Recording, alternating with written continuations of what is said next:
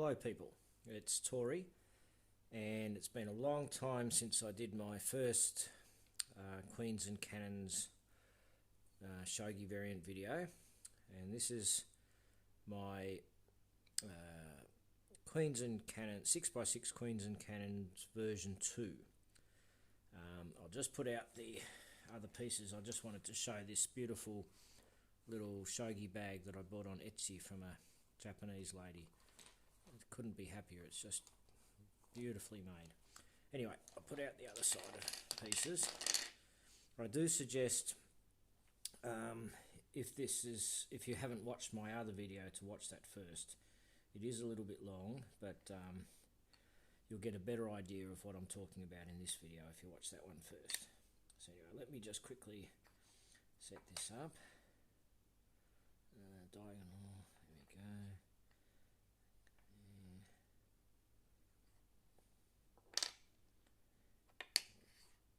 that one there.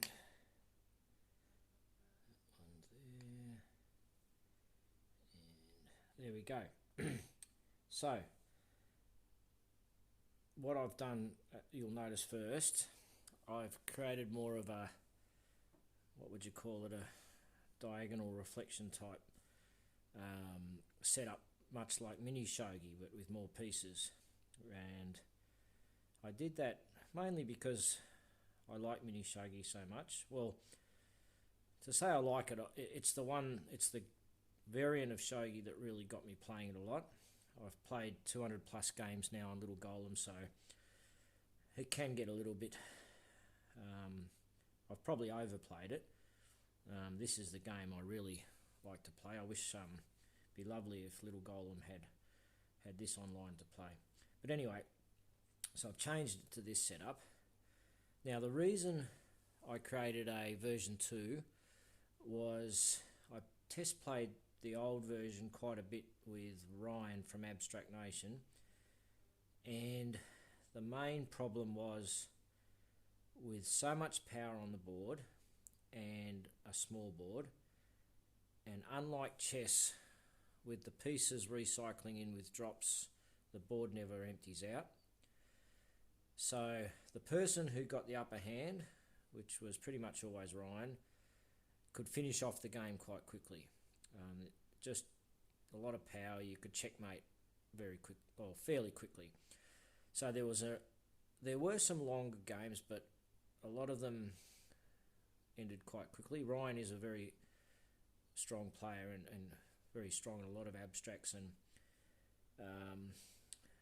even if we're a little bit more evenly matched, I think still a lot of the games could end early. And mini shogi tends to be a shortish game, probably 15 to 40 minutes, and this wasn't lasting much longer. So I wanted something a bit longer lasting. I just haven't got the patience for a long start game. You know, a lot of strategic setup and not much taking of pieces for a while and things like that. This meets that. It definitely, you get straight into the action very quickly. Pieces are exchanging quickly, but I wanted it to last a little bit longer, and it just wasn't lasting long enough.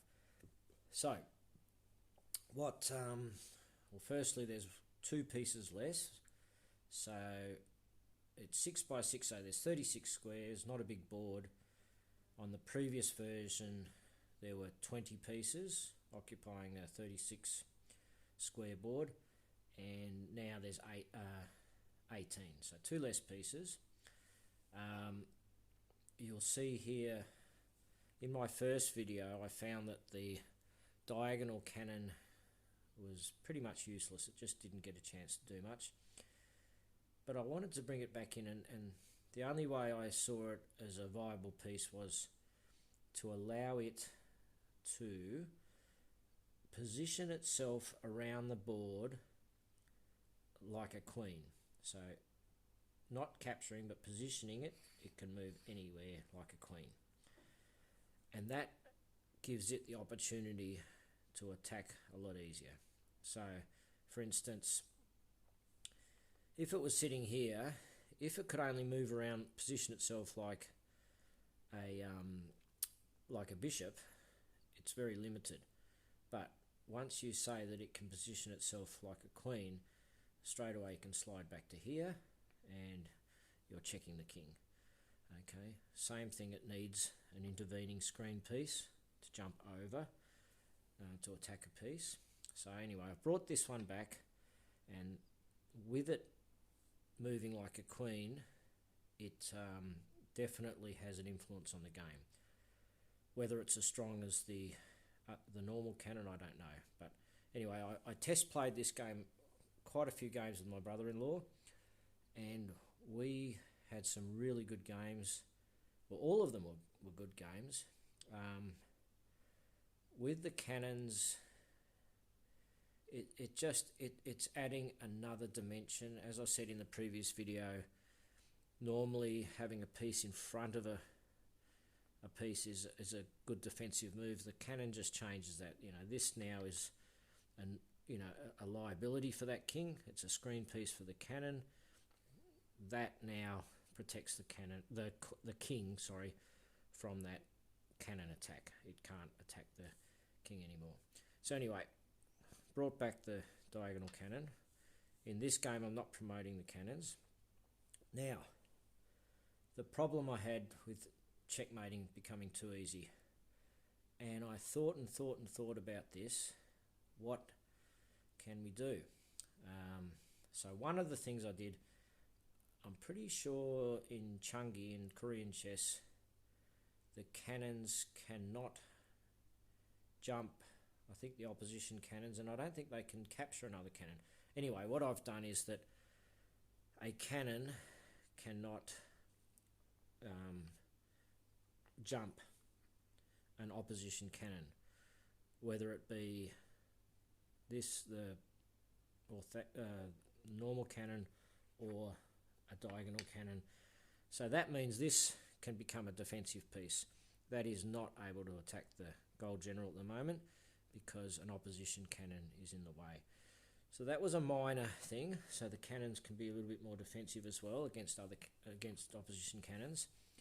But the main change I made, now this would go very much against all shogis, but it works. I think it works. So in shogi, well, I know from playing a lot of mini shogi, a lot of games end with a checkmate drop. So for instance, let me just clear a few pieces off here. So for instance, actually I'll do a more interesting one. For instance, if just do this. Okay.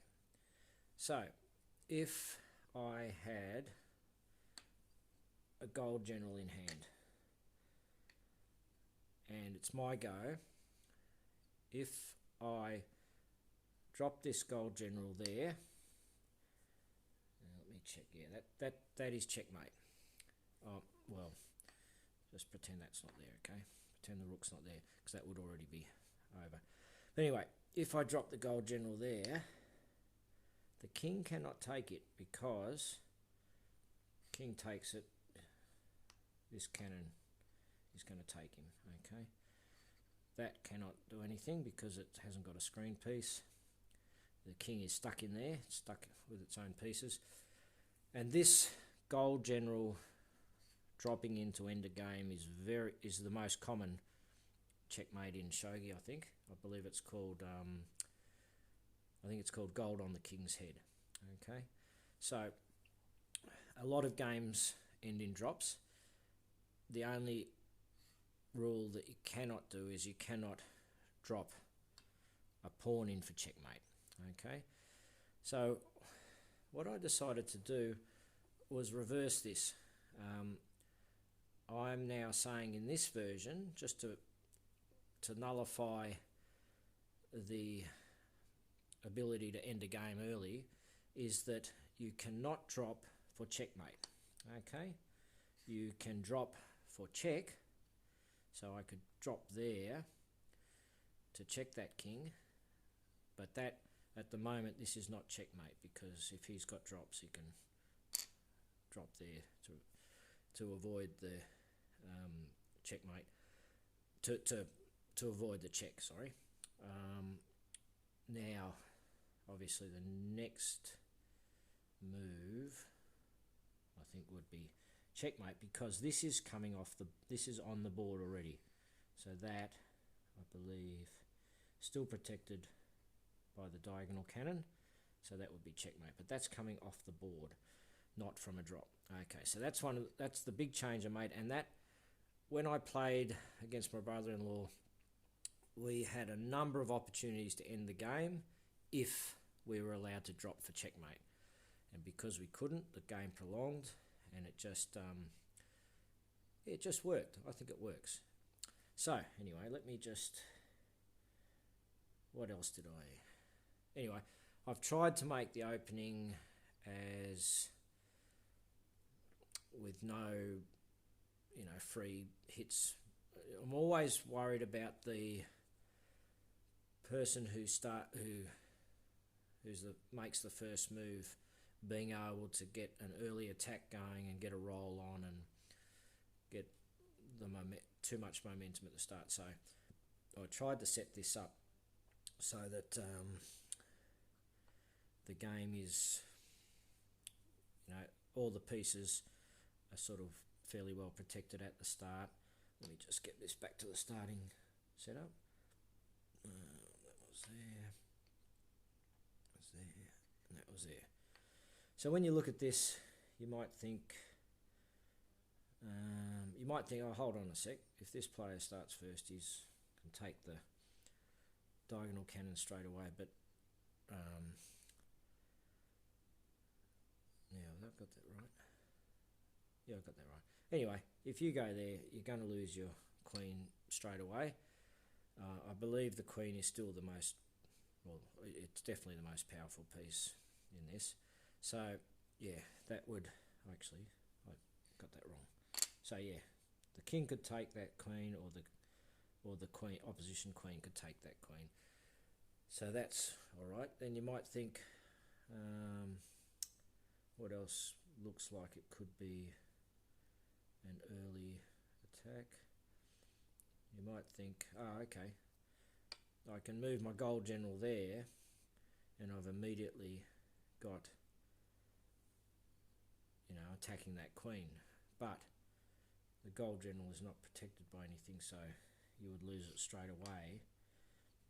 And the queen's not under immediate threat there anyway. So, that is not an unfair advantage. I might have missed something, like people who are much better than me may find weaknesses in this setup, in this opening setup. But I think it works. It definitely prolongs the game. Well, I'm not prolonging the game for the sake of prolonging the game. There can be, with this, there can be some short games. If you make a silly mistake, it's very unforgiving. You do something silly, you lose, go a piece down, especially a powerful piece down, and you're going to lose pretty quickly, because there is a lot of power on the board. And as with all shogis, because of drops, they are significantly powerful. When you can drop a piece anywhere on the board, it's one of the beauties of shogi. It's one of the really, for me, it's hard to go back to a chess without drops. It just adds that big dimension. And now for me, it's hard to go to a shogi without cannons, because that just adds something so interesting to the game. It really does. They're just wonderful pieces, the cannons. Now, is there anything else that I have forgotten? I've got a little list here. I'm just going to have a quick look at my list. I think I mentioned before that the other problem with a small board and a lot of power, if it was chess, the pieces would be emptying out. It doesn't happen in shogi. They keep recycling back in with the drops. So that's another reason in the old version the games were ending very very quickly. Let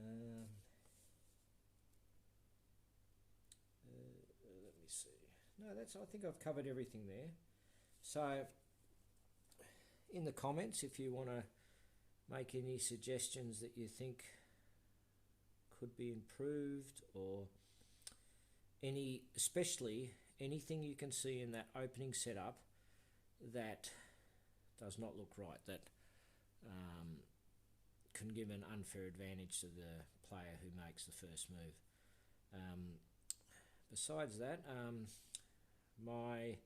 sorry that I know a few people have wanted me to make shogi sets for them recently on my mini shogi page on Facebook.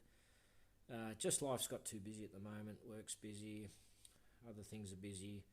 I do love, to say I love making these sets, I like designing the sets. Once it gets to moulding them and churning them out, not so much fun. It gets very repetitive. The pieces are still too time consuming to make a set quickly, so that's the main reason that I just haven't been. I've had to say that I'm not making sets at the moment. I believe in this type of symbolic or westernized type pieces for people to introduce people to shogi, because I work at a school and I work with children, and I've introduced a huge amount of kids to mini shogi with this type of pieces, and a lot of these kids are kids that would never even bother to try chess, and they pick it up like that. They just pick it up so quickly with these pieces. They're playing games, they're teaching their friends to play it. With kanji, I know that kanji you'll have to learn. If you want to become a serious shogi player, you have to learn to play with kanji. But these kids will, if I bring out a kanji set, I know that they're not even going to give it a go. And are they going to be able to teach their friends how to play? And that's the thing, that there's kids teaching kids with this style of set, and it spreads. They're kids that are playing it that I never even knew that were playing it, because they've been taught by other kids. So I've tried to make the designs as aesthetically pleasing as I can, and as intuitive as I can. Gold general, silver general, you can see the colours there. You can see the little lightning bolts are meaning it can move as far as it can. The little dots are meaning only one space, in those directions. Promotion is always a red-sided piece. So yeah, in this game, still last two files, is it? Yeah, last two files are a promotion. So once you get down here, the bishop would promote to a dragon horse, I think it's called. So combining a bishop and a king's moves, and the rook would go to a dragon king. A rook and a king's moves combined. Silver optional promotion to a gold general. I'm not promoting the cannons in this game. Again, not wanting to limit the power a little bit, so we don't have too easy the ability to checkmate. Pawn, of course, promotes to a gold general. So anyway, I hope you've enjoyed this, and please leave any suggestions in the comments, and I'd love it if this game gains some popularity, because honestly, we all have got engrossed in a game of chess, or in a game, or some sort of abstract game. Not all of us, but I mean people who like abstract games have got engrossed. And it's that problem solving, it's that, like, I've played some wonderful games of chess, and it's that mid to late part of the game where that mathematical problem solving is really, you enjoy trying to think of the best way to, finish a game or defend or whatever. There's a lot of interaction going on, and this gets into that problem solving so early because there's a lot of pieces for the size of the board, and there's not a lot of gap between the pieces, and there's a lot of long ranging pieces that can start attacking early, and it's just exciting. And then there's the cannons adding another dimension. So for me, it just I just get engrossed. Every single game I've played of Queens and Cannons, I just get lost in it, and the problem was they weren't lasting long enough. Ryan was just, I think maybe I won one game, but I think all the rest he won, and once he got me on the ropes, it was a knockout pretty quick. So this version I think is quite a good improvement over the old version. So anyway, it's probably important if you don't know anything about shogi, go to Hidechi's videos on how to play shogi first before you even watch my first video of Queens and Cannons, because he's got wonderful videos on shogi, and then watch my first video. It's a little bit long-winded. I don't know how to edit these YouTube videos, and then this all makes sense what I'm talking about. So thank you very much for watching, and I look forward to seeing your comments. Bye.